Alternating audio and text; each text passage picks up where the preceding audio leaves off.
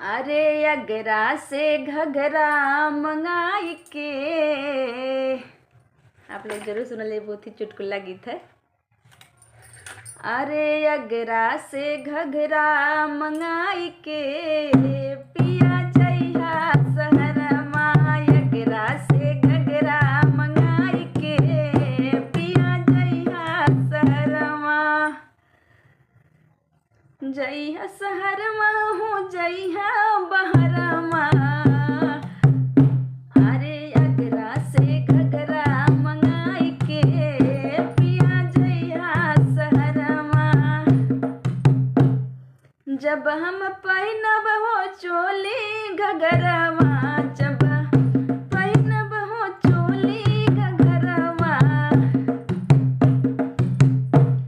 अरे video call